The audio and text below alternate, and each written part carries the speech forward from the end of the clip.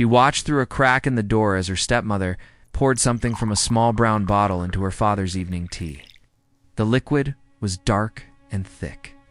When it hit the hot drink, it didn't dissolve like sugar. It sank to the bottom like a secret. And when her stepmother whispered something under her breath, words that sounded like a prayer but felt like a curse, 9-year-old Amara knew. She knew her father was in terrible danger. What she did next didn't just save his life. It exposed a truth so shocking it would shake their entire village to its core. Hello, friends. Welcome to our story. Before we begin, please like this video and subscribe to our channel. The Harmattan wind blew hot and dry across the village of Aquapum, carrying red dust that settled on everything like a blanket of rust. It was the kind of heat that made people move slowly, think slowly, and miss things they should have seen. But Amara was not like most people. At 9 years old, she noticed everything. She noticed when the chickens stopped laying eggs for 3 days straight. She noticed when her father's favorite goat refused to eat from her stepmother's hand. She noticed when the household shrine, the one dedicated to their ancestors, was moved from the eastern corner of the compound to the western corner. Her grandmother had once told her, "Child, the spirits speak to those who pay attention. They whisper warnings through the animals, through the wind, through the smallest changes in the natural order." Amara paid attention. Her father, Kwame, was the wealthiest man in Aquapum. He owned 3 farms, 2 grinding mills, and a transport business that stretched across 5 villages. People respected him not just for his money, but for his kindness. When the rains failed and crops withered, Kwame was the first to open his storehouse and feed the hungry. When a child needed school fees, Kwame paid them without asking for repayment. When disputes arose, people came to Kwame to settle them fairly. But wealth and kindness often attract the wrong kind of attention. Amara's mother, her real mother, Essie, had died when Amara was only 4 years old. Amara didn't remember much about her, just fragments. The smell of shea, butter, and honey, a soft lullaby sung in the darkness, gentle hands braiding her hair, and then nothing. Just a funeral, a coffin being lowered into red earth, and her father's tears falling like rain. For 2 years, it had been just Amara and her father. They were a team. He taught her to count money, to negotiate prices at the market, to read and write in both their local language and English. He told her she would inherit everything one day. She needed to be ready. Then, Mom Surwa arrived. It happened during the harvest festival. Mom Surwa came from a neighboring village, dressed in the finest kente cloth, her skin glowing like polished ebony, her smile bright and confident. She was beautiful, yes, but there was something else about her. Something that made people step back slightly when she passed. Something that made dogs bark and babies cry.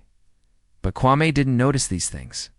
He only saw a beautiful woman who laughed at his jokes, who complimented his success, who seemed to understand the loneliness of a widower raising a daughter alone. They married within 3 months. Amara tried to be happy for her father. She really did. But from the very first day Mom Surwa moved into their compound, things began to change. The first change was small. Mom Surwa insisted on preparing all of Kwame's meals herself. No servants, no help from Amara. "A wife must care for her husband personally," she would say with that bright smile. "It is our tradition." Second change was bigger. Mom Surwa suggested gently, sweetly, that perhaps the village didn't need Kwame's charity so much anymore. "You work so hard for your wealth, my husband. Why give it away to people who don't appreciate it? We should think about our future, our security." Kwame laughed it off at first, but slowly, he began giving less. His storehouse remained locked during the dry season. School fees went unpaid. Disputes were settled with less patience, more irritation. People in the village began to whisper, "Kwame has changed since he married that woman." What could they say? What could they prove? Nothing, just a feeling. Just a suspicion that something wasn't quite right. Amara felt it too, but stronger. Much stronger. She noticed how Mom Surwa's room always smelled strange, like burnt herbs and something metallic, like old blood. She noticed the small leather pouches hidden in the corners of the house. filled with things that looked like roots, dried insects, and powders and colors that didn't exist in nature. She noticed how her stepmother would wake up at odd hours of the night and stand in the courtyard speaking to no one, or to something no one else could see. But the worst thing Amara noticed was this. Her father was getting sick. It started subtly. Kwame would complain of headaches, then stomach pains, then weakness in his legs. The village doctor examined him and found nothing wrong. Perhaps it's stress, the doctor suggested. Too much work, not enough rest. But Amara knew better. Her father had never been sick, not once in her entire life. He was strong as an ox, healthy as a young tree. And now he could barely walk from the bedroom to the sitting room without needing to rest, and it was getting worse every evening. Like clockwork, Mom Surwa would prepare her husband's tea. She would bring it to him on a wooden tray, smiling sweetly, and watch as he drank every drop. "Drink, my husband," she would coo. "It will give you strength." But instead of strength, Kwame grew weaker. His skin took on a grayish tone. His eyes became dull. His voice, once booming and full of life, became a whisper. Amara's grandmother, her father's mother, Nana Akasua, noticed too. The old woman had moved into the compound after Kwame's marriage, supposedly to help with the household. But really, Amara suspected to keep an eye on the new wife. "That woman is up to something," Nana Akasua told Amara one afternoon when they were alone, shelling groundnuts under the mango tree. "I can feel it in my bones." "Your father is being poisoned." Amara's heart jumped. But how? Who do you think?" Nana Akasua hissed, her old eyes sharp as broken glass. "That which he married? She wants his wealth, child. She wants everything. And the quickest way to get it is to make him sick, make him write a will in her favor," and then the old woman didn't finish. She didn't need to. "But grandmother," Amara whispered, fear crawling up her spine like ants. "If we accuse her without proof, she'll deny it. She'll make father think we're jealous. She'll turn him against us." Nana Akasua nodded grimly. "Exactly. We need proof. Real proof. Proof that cannot be denied." That night, Amara couldn't sleep. She lay on her mat, staring at the ceiling, listening to the compound settling into darkness. She heard her father's labored breathing from his room. She heard Mom Surwa moving around, humming softly to herself. She heard the night insects singing their endless song, and then she heard footsteps, quiet, careful, moving through the house like a shadow. Amara sat up slowly, her heart pounding. She crept to her door and opened it, just a crack, peering out into the darkness. The compound was lit only by the half-moon and the dying embers of the cooking fire. She saw Mom Surwa's silhouette moving across the courtyard toward the kitchen. The woman was carrying something small in her hand, something that caught the moonlight for just a moment. A bottle. A small brown bottle. Every instinct in Amara's body screamed at her to stay in her room, to hide under a blanket, to pretend she saw nothing. But she thought of her father's gray skin, his weak voice, his dying eyes. And she knew she had to be brave. Amara slipped out of her room, moving as quietly as a cat. She followed Mom Surwa to the kitchen, staying in the shadows. Barely breathing. Through the kitchen doorway, she could see her stepmother clearly now. Mom Surwa was standing by the small table where the evening tea was prepared. She had lit a single candle, and in its flickering light, her face looked different, harder, colder, almost cruel. Mom Surwa pulled the cork from the small brown bottle and held it up to the candlelight. Inside was a dark liquid, thick and oily. That seemed to move on its own even when the bottle was still. Amara watched, frozen in horror. As her stepmother poured a careful measure of the liquid into her father's teacup, the liquid hit the hot water and sank immediately to the bottom, leaving an oily sheen on the surface. But that wasn't the worst part. The worst part was when Mom Surwa began to speak. She spoke in a language Amara didn't recognize, not Twi, not English, not any of the languages spoken in the region. The words were harsh, guttural, wrong. They made Amara's skin crawl and her stomach turn. They sounded like the language of nightmares, of death. of darkness so complete that light had forgotten how to exist. Mom Surwa spoke these terrible words over the teacup. Her eyes closed, her face twisted in concentration. And as she spoke, the liquid in the cup began to bubble. Not from heat. From something else. Something unnatural. When she finished, Mom Surwa opened her eyes and smiled.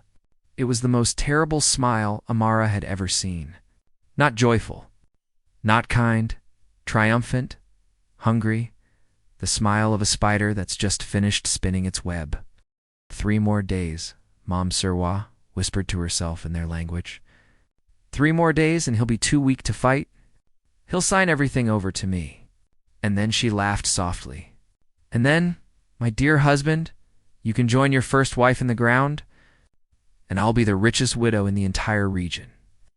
Amara's hand flew to her mouth to stifle a gasp. She stumbled backward, her foot catching on something. A clay pot, a stick. She didn't know what, and it made a small sound. Mom Surwa's head snapped up like a snake sensing prey. Who's there? She called out, her voice sharp as a knife. Amara ran. She ran back to her room, her heart hammering so hard she thought it would burst from her chest. She dove under her blanket, squeezing her eyes shut. Pretending to be asleep even though every muscle in her body was tense and shaking, she heard footsteps approaching. Heard her door creak open. Felt someone standing there, watching her for what seemed like forever. Finally, the door closed again. Amara lay there in the darkness, trembling, tears streaming down her face. Her father was being poisoned, and she had just witnessed it with her own eyes. But what could she do? She was just a child. Who would believe her? The answer came to her slowly, like dawn breaking over the horizon. She didn't need people to believe her. Words, she needed them to see with their own eyes. The next morning, Amara woke up with a plan. It was risky. It was dangerous. If Mom Surwa discovered what she was doing, Amara didn't want to think about what might happen. But she had to try. Her father's life depended on it. At breakfast, Amara acted normal. She greeted Mom Surwa politely, helped her grandmother with the morning chores, and ate her porridge without complaint. But inside, her mind was racing, planning, calculating every move. She needed 3 things: evidence of the poison, proof of what it was doing to her father, and witnesses who could testify to what they saw. The first part was the hardest. That afternoon, while Mom Surwa was at the market, Amara snuck into her stepmother's room. Her hands were shaking so badly she could barely turn the door handle. The room smelled even worse up close, that burnt herb smell mixed with something rotten, something dead. Amara moved quickly, searching through boxes and baskets, looking for that small brown bottle. She found it hidden beneath the bed, tucked inside a leather pouch along with other bottles, dried animal parts, and strange symbols drawn on pieces of paper. She took the bottle carefully, making sure not to touch the contents. She wrapped it in a piece of cloth and hid it in the waistband of her skirt. Then she put everything else back exactly as she found it and slipped out of the room. Step 1. Complete next. She needed to talk to her grandmother. Together, they would need to convince her father not to drink his evening tea. But how? If they just told him not to drink it, Mom Surwa would become suspicious. She might change her method, become more careful. Harder to catch, no. They needed to catch her in the act. That evening, as the sun began to set and the compound filled with long shadows, Amara went to find Nana Akaswa. The old woman was sitting under the mango tree, as usual, watching the world with those sharp, knowing eyes. "Grandmother," Amara whispered urgently, kneeling beside her. "I have proof." She showed the old woman the bottle she'd taken from Mom Surwa's room. Nana Akaswa's face went pale. She didn't touch the bottle. She didn't need to. She recognized what it was. Poison, she breathed. Mixed with juju. Dark juju. She looked at Amara with new respect and terrible fear. "Child, do you know how dangerous this woman is? If she finds out you took this, I know, grandmother. But we have to stop her tonight. Tonight." "Tonight!" Amara confirmed. "Here's what we're going to do." As evening fell, everything proceeded as normal. At least it appeared normal. Mom Surwa prepared her husband's tea in the kitchen, humming to herself, confident and unsuspecting. She didn't know that, hidden in the shadows outside the kitchen window, Amara and her grandmother were watching. And they weren't alone. Amara had done something incredibly brave that afternoon. She had gone to the village chief's compound and requested an audience with him in the council of elders. At first, they had dismissed her. What did a child know of adult matters? But when she mentioned that her father's life was in danger, that he was being poisoned, they had agreed to come to the compound that evening. "But we will not come openly," the chief had said. "If what you say is true, we must catch this woman in the act. We will hide in the compound and watch. If she does what you claim, we will intervene. But if this is a false accusation, child, there will be consequences. Do you understand?" Amara had understood. She was betting her entire future, possibly her life, on what she had seen the night before. Now, as darkness fell, the chief and 3 elders were hidden in various places around the compound. One behind the granary, one near the cooking fire, one in the shadows by the main gate. The chief himself was concealed near the kitchen, where he could see and hear everything clearly through the kitchen window. They all watched as Mom Surwa reached under the table and pulled out that small brown bottle. They watched as she poured the dark liquid into Kwame's tea. And they listened. Everyone heard it as she spoke those terrible words in that terrible language over the cup. The chief's eyes went wide with shock and anger. The elders gripped their walking sticks tighter, their faces showing disgust and fear. When Mom Surwa had finished her evil ritual, she picked up the tray and began walking toward Kwame's room. "Now," the chief whispered. Nana Akaswa stepped into Mom Surwa's path. "Stop," the old woman commanded, her voice ringing with authority. My Amy Surwa froze, her eyes going wide. What are you doing?" "I could ask you the same question," Nana Akaswa said coldly. "What is in that tea?" "Tea. Just tea. What else would be in it?" Mom Surwa's voice was defensive, but her eyes were darting around, looking for escape routes. "Then you won't mind if I taste it first?" Nana Akaswa said, reaching for the cup. "No." Mom Surwa jerked the tray away, and in doing so, she spilled some of the tea on the ground. Where the liquid hit the earth, the ground hissed, like water on hot metal. The soil turned black and began to smoke slightly. A small lizard that had been nearby suddenly convulsed and went still. The chief stepped out of the shadows.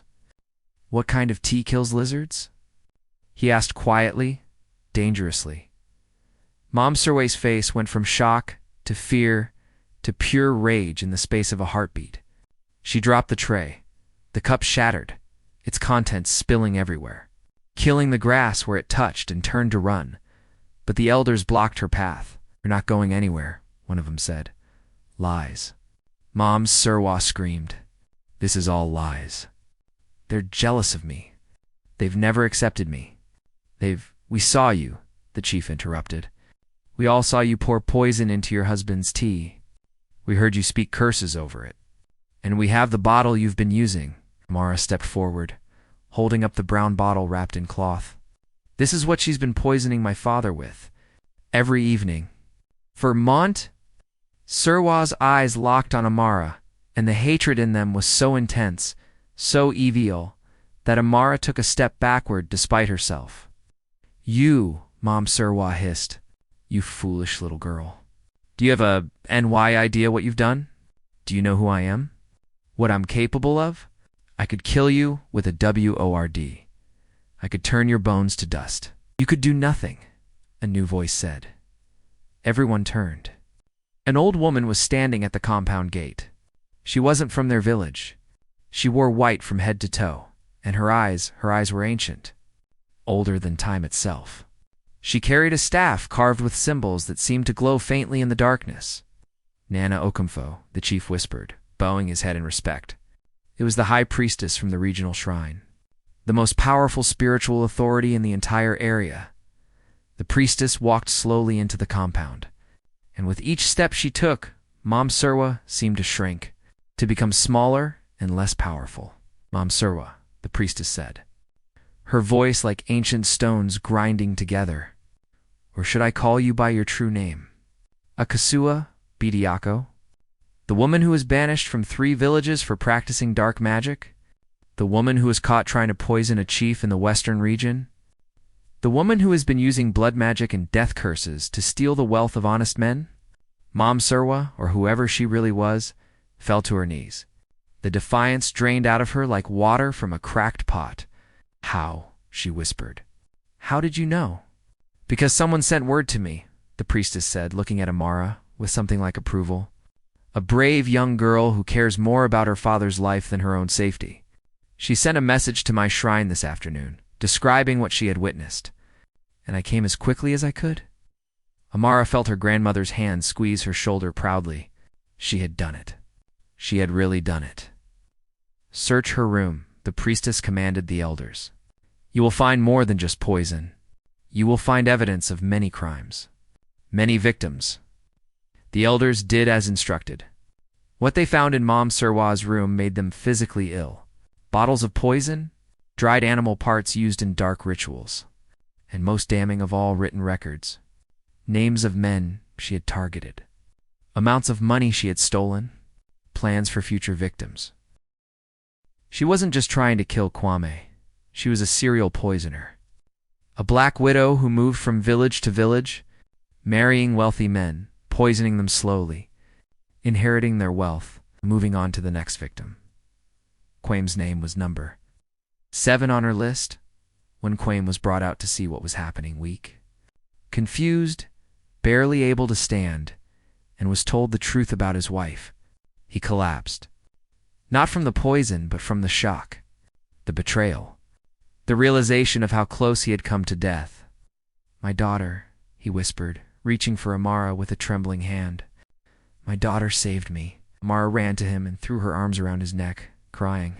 I couldn't let her hurt you, Papa. I couldn't. You're so brave, he murmured into her hair. So smart, so brave.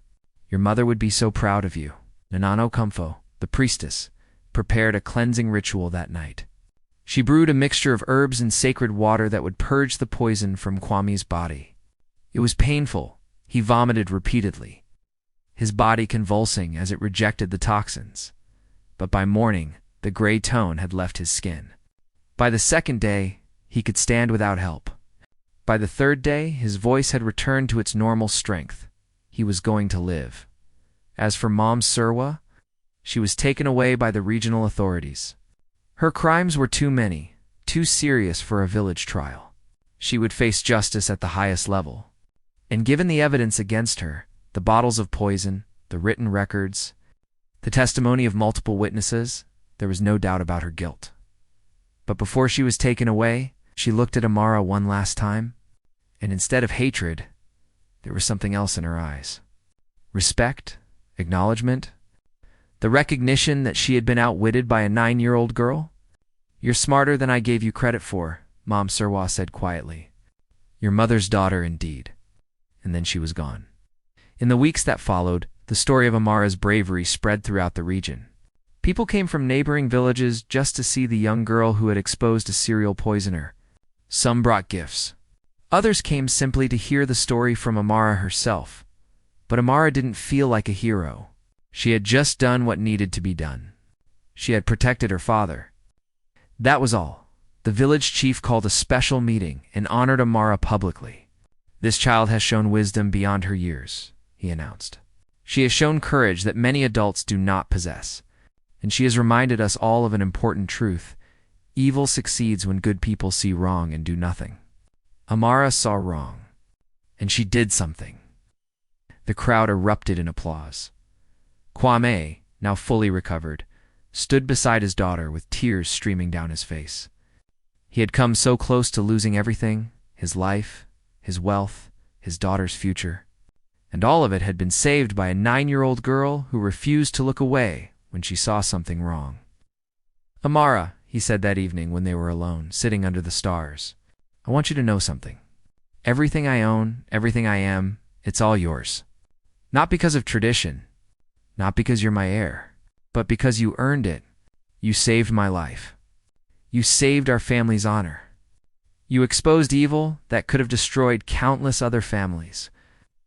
I just didn't want to lose you, Papa, Amara said simply. And you didn't, Kwame said, hugging her tight.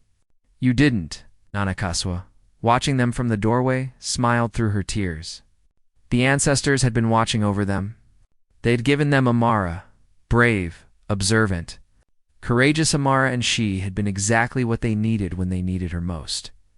Years later, when Amara was grown, she would become one of the most respected women in the region.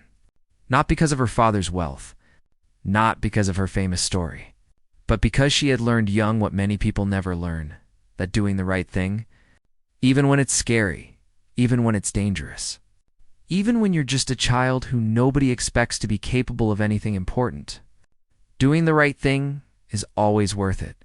She became an advocate for children, especially girls.